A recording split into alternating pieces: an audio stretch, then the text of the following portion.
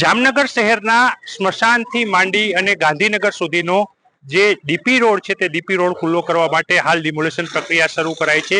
ભારે વિરોધ વચ્ચે જે પ્રકારના આપ દ્રશ્ય જોઈ રહ્યા છો, ચુસ્ત પોલીસ બંદોબસ્ત અહીં જોવા મળી રહ્યો છે ને બીજી તરફ ડિમોલેશન પ્રક્રિયા છે તે હાથ ધરવામાં આવી છે। જે પ્રકારે વાત કરવામાં આવે 3.5 કિલોમીટર જેટલો લાંબો અને 12 મીટર પહોળો જે રોડ છે, આ રોડ ખુલ્લો કરવા માટે ડીપી કપાતની કાર્યવાહી છે તે શરૂ કરવામાં આવી છે।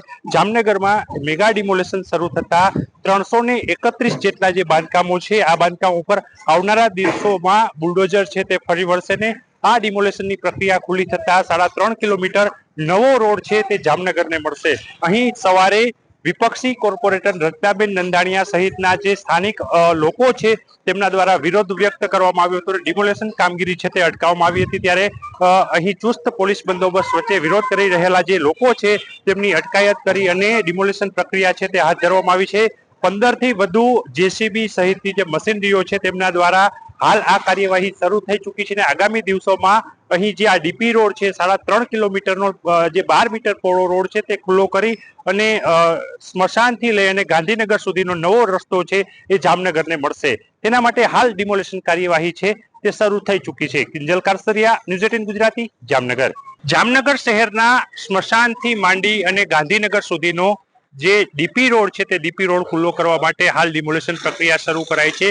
ભારે વિરોધ વચ્ચે જે પ્રકારના આપ દ્રશ્ય જોઈ રહ્યા છો, ચુસ્ત પોલીસ બંદોબસ્ત અહીં જોવા મળી રહ્યો છે ને બીજી તરફ ડિમોલેશન પ્રક્રિયા છે તે હાથ ધરવામાં આવી છે। જે પ્રકારે વાત કરવામાં આવે 3.5 કિલોમીટર જેટલો લાંબો અને 12 મીટર પહોળો જે રોડ છે આ રોડ ખુલ્લો કરવા માટે ડીપી કપાતની કાર્યવાહી છે તે શરૂ કરવામાં આવી છે।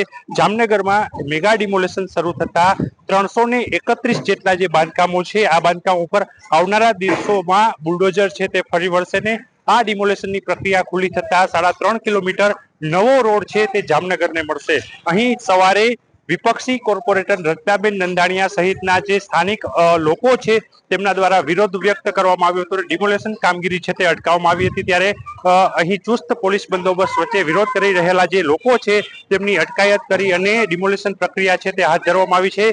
15 થી વધુ જેસીબી સહિતની જે મશીનરીઓ છે તેમના દ્વારા હાલ આ કાર્યવાહી શરૂ થઈ ચૂકી છે અને આગામી દિવસોમાં અહીં જે આ ડીપી રોડ છે 3.5 કિલોમીટરનો જે 12 મીટર પહોળો રોડ છે તે ખુલ્લો કરી અને સ્મશાનથી લઈ અને ગાંધીનગર સુધીનો નવો રસ્તો છે એ જામનગરને મળશે। તેના માટે હાલ ડિમોલેશન કાર્યવાહી છે તે શરૂ થઈ ચૂકી છે। કિંજલ કારસરિયા, ન્યૂઝ 18 ગુજરાતી, જામનગર।